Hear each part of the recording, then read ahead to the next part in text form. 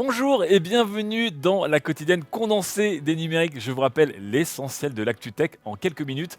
Pour avoir l'intégralité de l'actu tech, je vous rappelle que nous faisons des lives tous les matins à 11 heures, dont le replay est disponible sur notre chaîne Twitch, dont le lien est disponible dans la description, juste là. Allez, c'est parti. Commençons avec l'actu de ce week-end. J'espère que vous avez été voir Dune au hasard, mais si vous n'avez pas pu vous envoler très loin dans la galaxie chasser de l'épice, eh bien sachez que 4 personnes, comme prévu, se sont envolées dans l'espace à 580 km d'altitude. C'est évidemment le petit équipage d'Inspiration 4, ce sont les 4, voilà.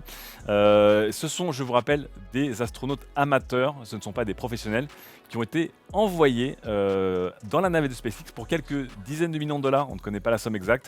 Ils auront passé plusieurs heures dans l'espace et ils auront fait notamment 15 fois le tour du monde, puisque une orbite complète à cette altitude se faisait à 90 minutes, donc c'était très très rapide.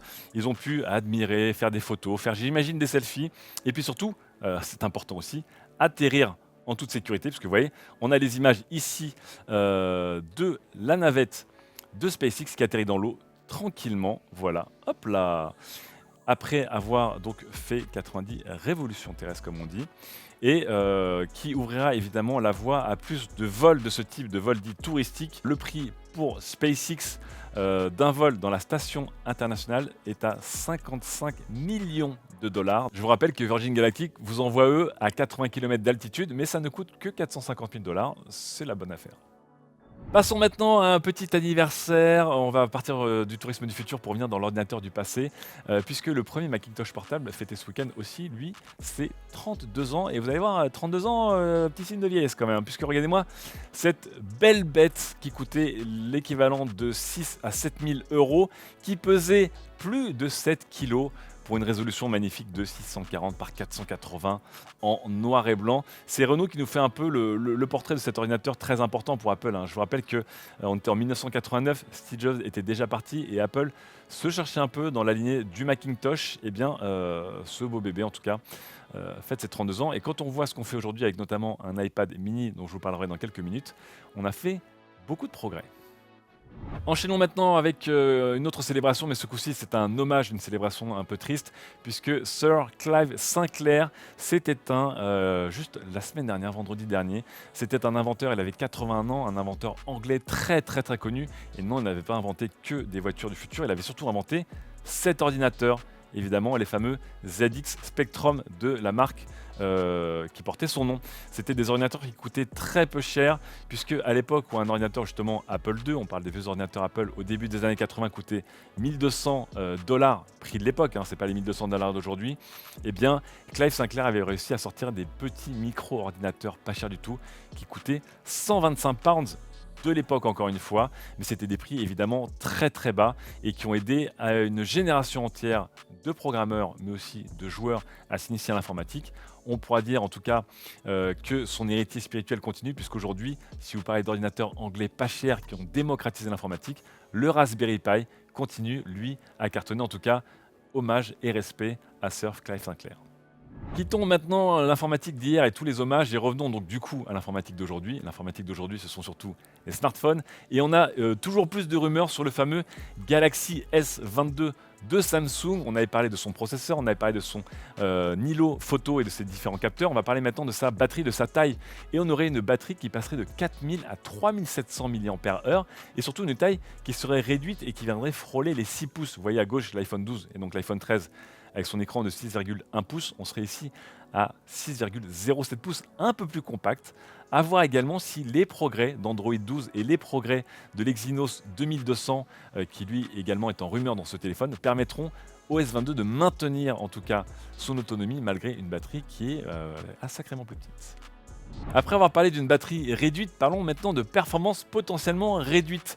L'iPad mini 6, le fameux qui ressemble à un iPad Air qui a été annoncé, eh bien écoutez, il y a une semaine maintenant, continue de faire parler de lui et on a des premiers bench qui apparaissent et étonnamment, même si cette tablette partage le même socle que l'iPhone 13, c'est-à-dire le processeur A15 Bionic d'Apple, eh bien les performances seraient moindres et les premiers benchmarkers auraient découvert notamment des fréquences de fonctionnement inférieures. On passerait de 3,23 GHz selon nos confrères de CNET à 2,93 GHz, donc une baisse d'à peu près 10% sur les fréquences, à voir si ça se confirme dans les modèles officiels, puisqu'on est pour l'instant de l'ordre de la rumeur, et des performances qui en tout cas tourneraient autour du A14 Bionic de l'année dernière, parfois plus, parfois moins. On verra en tout cas si c'est confirmé. C'est ce qui expliquerait en tout cas pourquoi Apple n'avait pas précisé la nature du socle qui équipait son iPad mini 6. On a quitté maintenant les tablettes et les ordinateurs, on fait un petit tour du côté des transports avec un vélo. Je vous laisse dans les commentaires de cette vidéo me dire si vous le trouvez joli ou pas. En tout cas, il ne laisse pas indifférent, c'est la version, écoutez, Tribute du Mosh. Alors, qu'est-ce que c'est que la version Tribute du Mosh? Eh bien, le Mosh est un des modèles de vélo électrique de chez Harley-Davidson qui a lancé sa propre marque de vélo qui s'appelle Serial One. Et parmi tous les modèles, il y a le Mosh et qu'ils ont équipé avec, vous voyez, une selle Brooks et des pneus Schwalbe blancs très très rétro. Qu'en pensez-vous? Et surtout, êtes-vous prêt à mettre 6 000 $ dans ce vélo électrique qui monte parfois quasiment à 45 km/h et qui promet une autonomie de plus de 100 miles, le tout avec évidemment des freins hydrauliques et une chaîne à courroie carbone Gates. Bref, un vélo très bien équipé, mais très haut de gamme, mais surtout, qu'est-ce que vous pensez de son design? Continuons maintenant un petit peu avec la politique et les réseaux sociaux et les enquêtes et les révélations sur Facebook qui se multiplient. Vous savez que c'est le scandale un peu depuis la semaine dernière et on a appris aujourd'hui quelque chose d'assez grave. Facebook, eh bien selon une étude, aurait en fait radicalisé des millions de personnes et cette étude, elle vient de Facebook eux-mêmes en interne, une étude tellement gênante que, eh bien écoutez, le géant des réseaux sociaux l'aurait cachée avant que les journalistes du Wall Street Journal n'arrivent à la découvrir dans leur enquête. Selon eux, 2 tiers des personnes qui se sont radicalisées, notamment sur les théories complotistes ces derniers mois, seraient passées ou auraient découvert cette théorie via des groupes Facebook qui ont été mis en avant par l'algorithme maison. Ça ferait quand même 2 millions de personnes, ce qui est un chiffre assez énorme. Attendez-vous à avoir toujours plus d'ONG, de lobbies et de politiques venir demander des comptes assez clairement à Mark Zuckerberg et à ses petites équipes. On revient en France du coup et on revient aussi au journal officiel qui a officialisé, c'est son job, des termes autour de la cybersécurité et la cybercriminalité. Et vous allez voir, c'est plutôt savoureux, j'ai envie de dire. Vous allez découvrir notamment des termes comme l'attaque supersonique, qui traduit l'attaque dauphin. Vous allez avoir le hameçonnage qui remplace, enfin qui traduit le fameux phishing pour aller chercher des informations personnelles.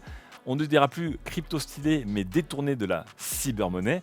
Et surtout, on ne dira plus faire du smurfing, mais faire du schtroumpfage. C'est peut-être la meilleure traduction de l'histoire de France là-dessus, puisque voilà, lorsque vous pourrez rager sur un joueur ou une joueuse de League of Legends qui est vraiment beaucoup trop fort par rapport à son niveau, qui est censé être un niveau bronze 2, vous pourrez dire « Ah là là là là, ça m'énerve, encore un schtroumpfeur » et vous serez complètement correct selon l'Académie française.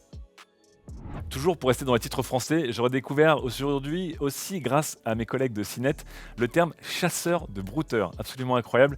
Ce terme désigne des personnes qui pour le fun et pour leur loisir s'amusent à répondre et à troller les scammers et les arnaqueurs d'internet que l'on appelle du coup les brouteurs. Donc si vous avez une personne très séduisante dans votre région qui cherche à venir se réchauffer dans votre lit, si vous avez un prince notamment nigérian qui cherchera à partager sa fortune avec vous, eh bien ça s'appelle des brouteurs. Et pour des brouteurs, nous avons depuis des chasseurs de brouteurs, donc des communautés d'amateurs qui décident entre eux de s'organiser pour répondre à ces hameçonnages, ces phishing en fait, pour essayer de les troller, les embêter et partager leurs meilleurs dialogues et leurs meilleurs moments. En tout cas, si votre loisir c'est de décourager des arnaqueurs, j'ai envie de vous dire bravo. On termine enfin avec une enquête et un sondage qui aura beaucoup fait sourire et réagir dans le chat ce matin à 11 h. C'est une entreprise de chatbot, donc des fameux bots qui sont là pour dialoguer avec vous sur Internet par écrit, qui s'appelle Tidio et qui a lancé un sondage auprès de 1200 de ses utilisateurs. Seriez-vous prêt notamment à avoir des relations sexuelles avec un robot? Ça fait partie d'un panel de questions qui a été posé, mais c'est évidemment celui-ci qui a fait réagir tout le monde. Eh bien écoutez, 40% des personnes seraient prêtes, plus de 40% des personnes seraient prêtes à avoir des relations avec un robot. Et encore plus étonnant, puisque 3% de ces personnes seraient pour le test, pour le coup d'un soir, mais 39% croient qu'ils pourraient avoir une relation romantique, littéralement avec un robot. Donc là, je vous renvoie aux meilleurs épisodes de Black Mirror, de Almost Human ou du film Her évidemment. Et je fais un big up à tout le chat qui ce matin a répondu à 61%. Oui, pour la science bien sûr. Coquin va. Allez, c'est la fin de ces actus tech du jour pour cette quotidienne du lundi 20 septembre. On termine évidemment avec les actus sur notre site et les NUM. On ne s'arrête jamais de tester et de vous faire des guides d'achat. On commence avec un petit tuto du service maison qui vous propose de réparer la balance de votre Thermomix TM5. Évidemment, cette fonction balance est très importante pour ce robot multifonction. On continue avec un test du SSD FireCuda 2 Tera SSD ultra convaincant, ultra haut de gamme aussi, puisqu'il est proposé entre 400 et 500 euros, mais qui a convaincu Régis. On continue avec un test du Samsung Galaxy M32, c'est Henri qui s'y est collé. 4 étoiles pour ce téléphone qui possède une autonomie de chameau, 5000 mAh de batterie et quasiment 23 heures d'autonomie en usage mixte. On est dans le très très haut du panier.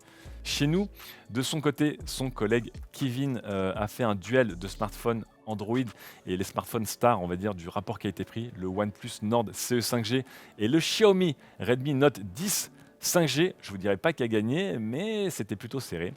Et on enchaîne avec deux guides qui ont été produits par Florian, puisque maintenant que la Nintendo Switch est enfin compatible avec des écouteurs et des casques Bluetooth, lesquels utiliser pour votre Switch, sachant que certains ont surtout un temps de latence beaucoup trop long pour le jeu vidéo. Eh bien, nous avons en tout cas mis la barre à 170 millisecondes de temps de latence maximum pour que ces casques et ces écouteurs soient éligibles si vous en cherchez un pour votre Nintendo Switch. Vous allez voir que ceux qui descendent même sous la barre des 100 millisecondes sont très très rares, mais en tout cas, allez lire évidemment ce guide de la part de Florian, pendant que Fabien lui a fait un test du HoriPad Pro, une manette pour les Xbox Series, la X et la S, une manette filaire qui n'a pas convaincu totalement Fabien, en grande partie parce qu'encore une fois, les manettes de série de ces consoles sont déjà excellentes. C'est ainsi que se termine cette quotidienne condensée des numériques. Merci de nous suivre, merci de nous mettre des petits pouces bleus et des avis dans les commentaires, ça nous fait très plaisir. Merci évidemment à Karl et à Diana de produire cette émission. On se retrouve demain en fin de journée pour un nouveau volume et puis on se retrouve évidemment demain à 11 h pour le live et l'intégrale. En attendant, je vous laisse réfléchir à des robots ce soir. Ciao.